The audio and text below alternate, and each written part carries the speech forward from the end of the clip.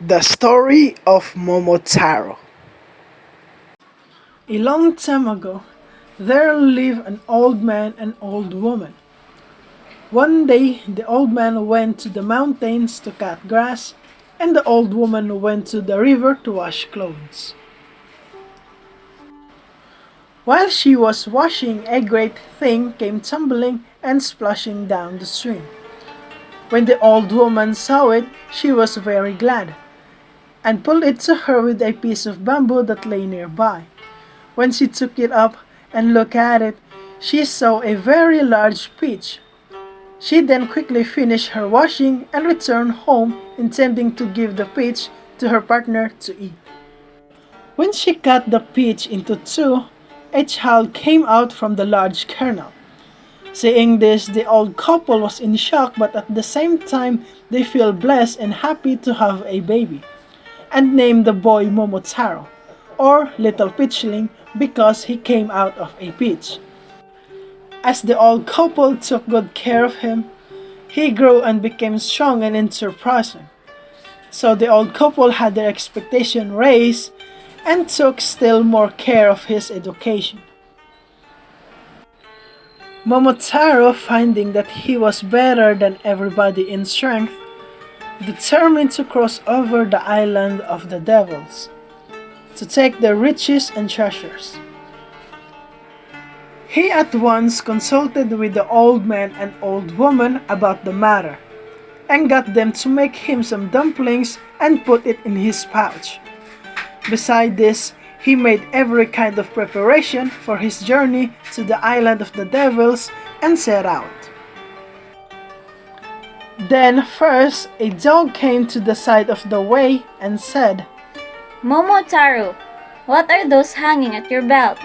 He replied, I have some of the very best Japanese millet dumplings, Give me one and I will go with you. said the dog.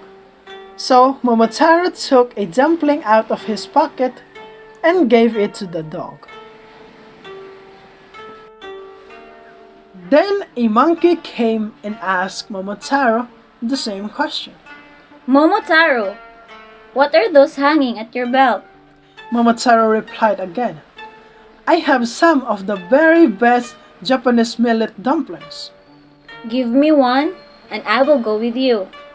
said the monkey. So Momotaro took another dumpling out of his pouch and gave it to the monkey. A peasant also came flying and said, Give me a dumpling too and I will go along with you. So the three of them went along with him.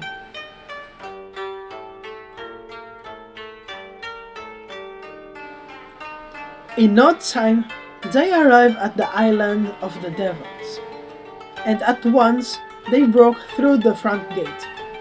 Momotaro first, then his three followers. Here they met a great multitude of devils' men who are determined to fight them.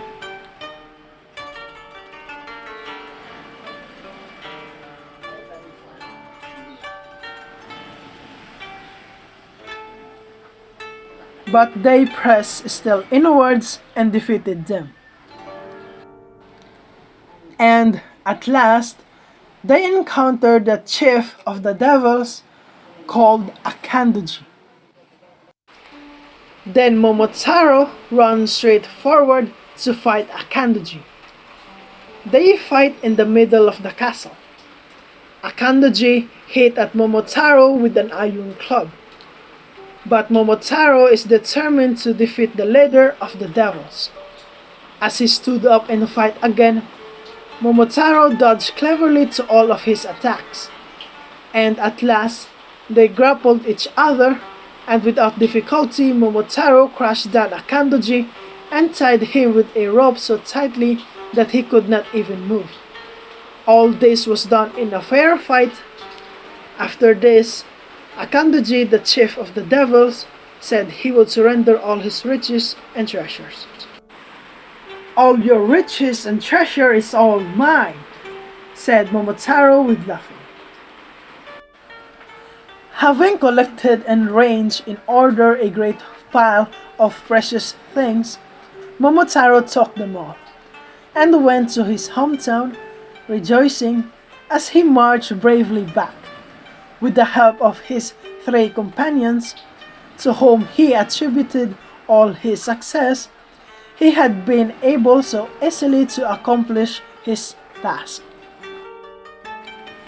Full of joy and proud, the old man and old woman, when Momotaro came back and the villagers celebrated his victory, told many stories of his adventure, displayed his riches, and at last became a leading man, a man of influence, very rich and honorable, a man to be very much congratulated indeed.